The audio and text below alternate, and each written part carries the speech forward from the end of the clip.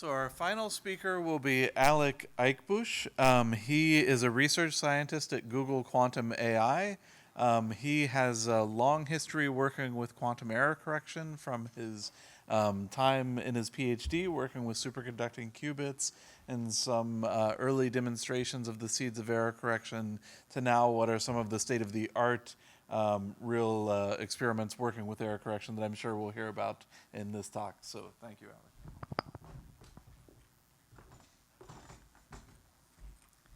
Okay, great. Thank you. Thank you to the organizers. It's really great to be here. I am a Texan. I actually grew up just north of Austin. Went to University of Texas for my undergrad. So I've really been around these parts, and I'm glad to be back here in Texas to give you this talk about our recent result from Google Quantum AI on realizing quantum error correction of the surface code below threshold. So this talk will be a little bit more technical than the previous ones, but I hope to keep it at a high enough level that everyone here can understand. Okay, so I'm going to break this talk up into 3 distinct sections. In the first section, I'm going to talk about the hardware that we use at Google Quantum AI, in particular to realize this result of error correction. After that, I'm going to talk about the experiment itself, where we realize this error correction below threshold.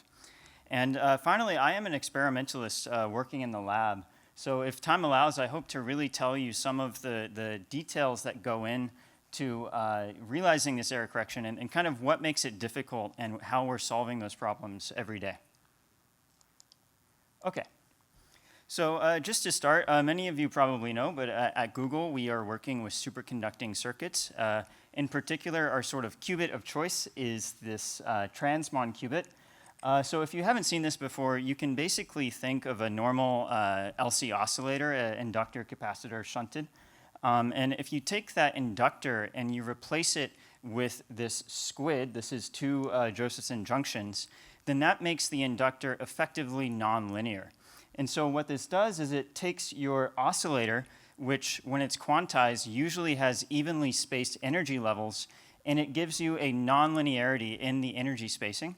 And that means that you can basically isolate the 0, 1 state of that oscillator, the first 2 levels, and call that your qubit. So that's how we actually build these qubits. And you can see a picture of it here. This is aluminum fabricated on silicon wafer. And you can see the squid here formed by the 2 Josephson junctions. So if you've never been in a superconducting circuit lab, this is what they typically look like. So we have our qubits, which are sitting here at the bottom of this dilution fridge, cooling them down to 20 millikelvin. And of course, we have to control these qubits. And we control these qubits usually using electronics like FPGAs, which are sitting outside the fridge. And then we have many, many wires that are going from the control electronics down into the qubits. These are carrying the microwave and the DC signals.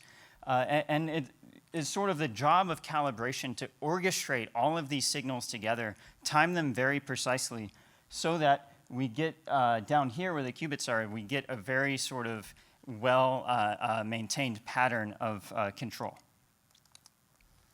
So the devices that I'll be talking about today that we use for our error correction experiment is our latest generation of processors that we call Willow. And in particular, I'll be talking about 2 such devices. The first one here on the left is our 105 qubit device. So it's a square grid of qubits with nearest neighbor connectivity.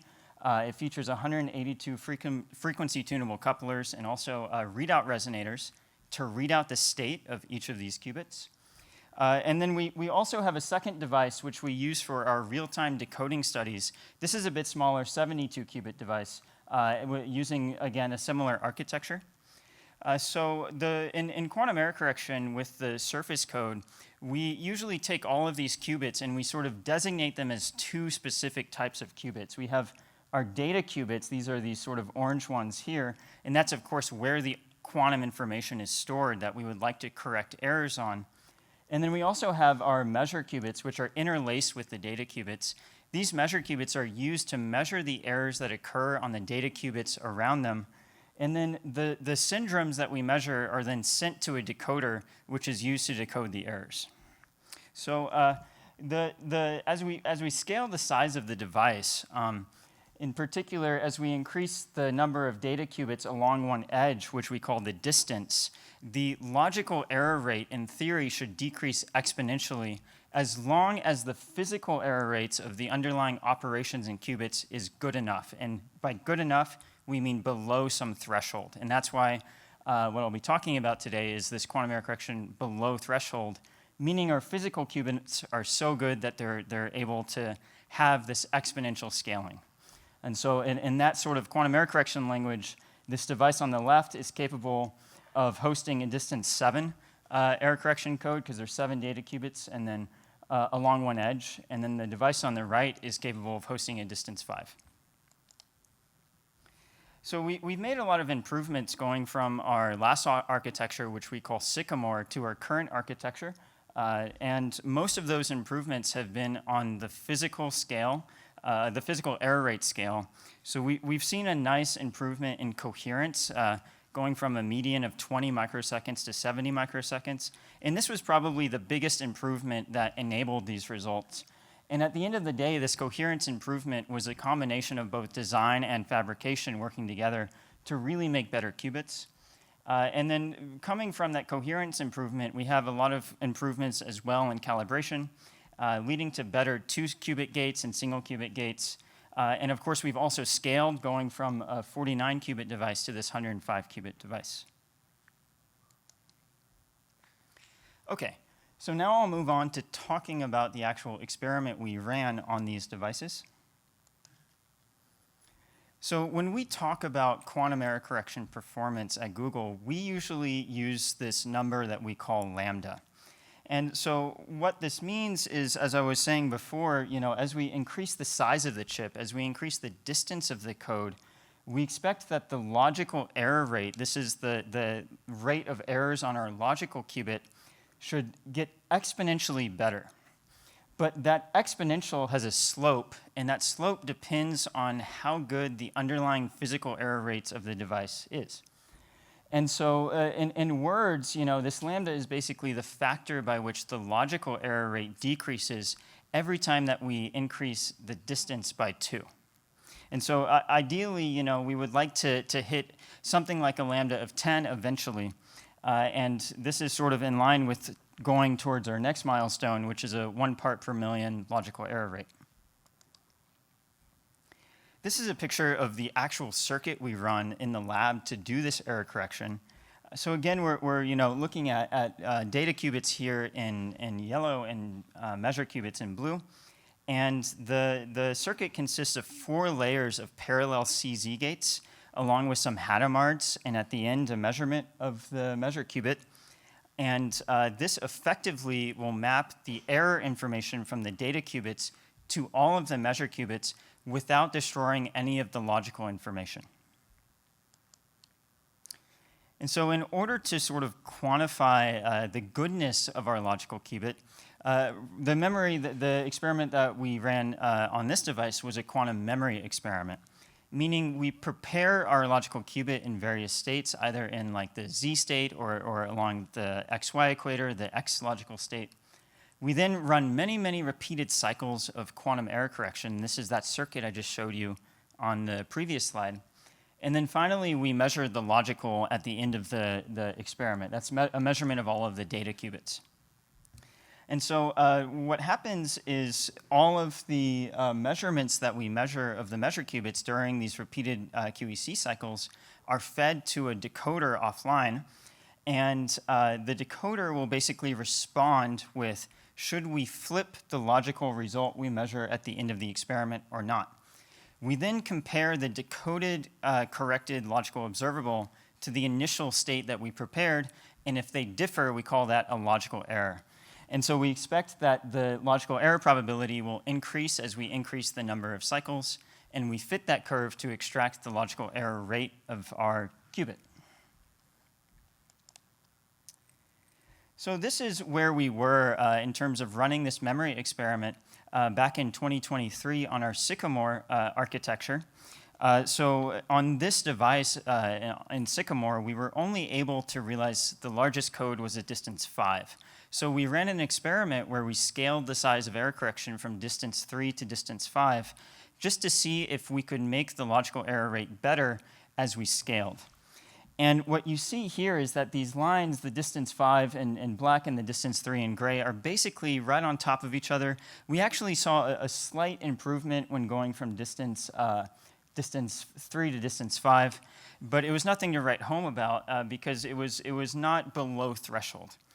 What we mean by that is we ran some extensive simulations of the performance of error correction in various physical error rate regimes, and we found that to really get this exponential suppression, we need this lambda factor to be above about 1.5. So when we're above 1.5, we can really be confident that as we scale the size of the device, we're going to get this nice exponential suppression all the way out to high distances, here distance 20 or distance even 30 in some cases. So this is now superposing on this plot what we measure with our new device, with the Willow device in 2024. So you can see already that the distance 3 code, this red curve, is outperforming even the best distance 5 code that we had in 2023. And that's a first indication of the improvements that we made to the physical performance of the gates and the qubits. But you also notice something nice here is that as we scale from distance 3 to distance 5, we get about twice better. And then as we scale from distance 5 to distance 7, we get about twice better again. So we're really seeing this exponential suppression as we scale the size of the device all the way out to distance 7, realizing this lambda of 2.14, which is clearly above this 1.5 number I just quoted. And that's how we're confident that we're really operating quantum error correction below threshold. And if we were to scale this device even bigger, then we would expect this exponential error rate to just keep on going down. There's something else nice that we did in this experiment, which is look at how does this logical qubit perform in sort of wall clock time? How many seconds does it live? And we found that the logical qubit lives 290 microseconds, whereas the best physical qubit on this device lived about 119 microseconds, meaning that our logical qubit lived about a factor 2.4 longer than our best physical qubit. So I think going into the future, it's going to be really nice to look at this benchmark and see how long in sort of a human timescale we're able to make these logical qubits live. Hopefully, even seconds to minutes to hours. This slide's a bit technical, but I'll just say that one of the things that we are very good at is modeling the performance of our device and where all of the different sort of buckets of error come into the logical performance. And we're able to use this information to sort of forecast what we need to work on in the lab, what we need to work on in design and fabrication in order to continue to improve the performance of our devices. So in particular, our sort of biggest thing that we need to fix right now is making our 2-qubit gates better because they form the biggest bucket of this error budget. Okay, and I'm going to skip that slide to talk about real-time decoding. So on this other device, this distance 5 device, we wanted to realize another sort of crucial aspect of eventually going towards fault-tolerant quantum computing, which is a real-time decoder. So it turns out in quantum error correction, we have certain gates that are non-Clifford that in order to implement these gates, we need to have low latency feedback from our control system to our quantum computer sitting at the bottom of the fridge. And this low latency feedback needs to depend on the decoder results in real time. And so eventually we might want to get to something like a 10 microsecond latency. But this was the first demonstration of really doing real-time decoding at scale. And what we realized was a real-time decoder where as we increase the number of cycles in the experiment, the latency of that real-time decoder stayed flat. And that's just going here to the right on this plot. It stayed about 100 microseconds. So that's a really good indication that our real-time decoder has enough throughput to sort of handle all of the data that we're throwing at it. And then this 100 microseconds is pretty good and sort of getting closer to where we need to be for practical applications. Okay, in the 5 minutes I have left, I'll just talk a little bit about the sort of things that enabled this result in terms of the experiment itself. And so we put a big emphasis on calibration because ultimately at the end of the day, you know, this device is just metal on silicon, and it takes a lot of work to go from that to fully operational orchestrated quantum error correction experiment of many qubits. And one of the tools that we use for this is automated calibration so that when things start to drift in the lab, we're able to go in and automatically recalibrate that. And we do this via this acyclic directed graph, which basically tells you the dependencies of the various calibrations in the lab. For example, this is the calibration graph for calibrating 2 qubits that are next to each other. And you know, one of these nodes might be something like calibrating the readout on one of the qubits. So when something goes wrong, we're able to basically go back in this graph and then traverse it in order to fix the problems in real time. And then finally, something that's very important to mention is that these qubits are not really qubits. They're aharmonic oscillators, as I mentioned at the start of this talk. And what that means is sometimes the excitations can leak outside of the 0-1 subspace, and we call this effect leakage. And it turns out that this leakage is very harmful for quantum error correction because it creates large correlated errors that are hard to correct from the decoder. And so we implemented a number of techniques that basically mitigates this leakage on both data qubits and measure qubits. And we've seen that these techniques really start to come into play as we scale up to higher distances. So this plot on the right is showing the logical error probability when we do not have this leakage technique here in open circles. And then when we add on this leakage mitigation, we get a good gain going from a lambda of 1.21 to a lambda of 2. So this is really showing that leakage is important in these systems. And you really only start to see these effects at higher distances. As you can see, the distance 3 curves kind of lie right on top of each other. And so that's why it's important to continue to test this scale up, because I'm sure that we'll continue to encounter new things that we need to solve before we get to sort of very large systems. And then finally, something really interesting is that it turns out that one of the limiting mechanisms in superconducting circuits is high-energy particles like muons, which fly in and interact with the substrate and cause phonon scattering. And this can basically cause the qubits to have errors when this occurs.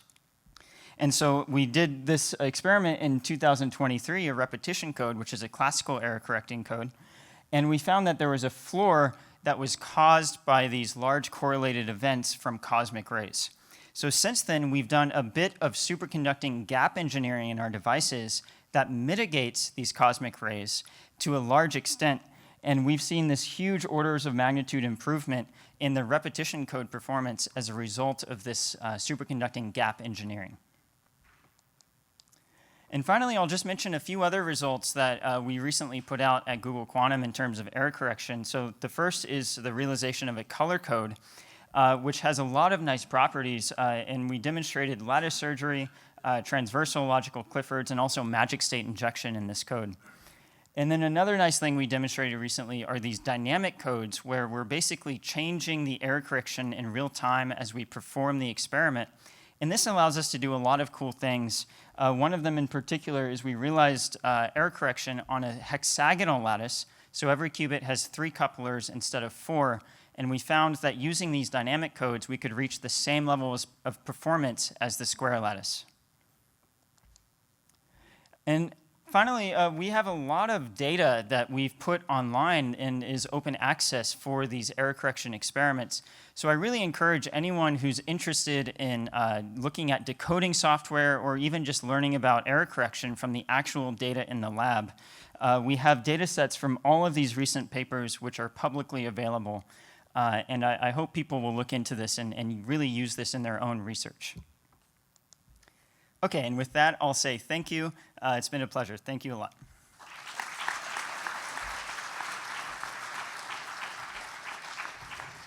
All right, so that was a very, very quick question. If it's 20 seconds. Yeah. ZX calculus. Yeah, yes, yeah, we use ZX calculus in our theory work.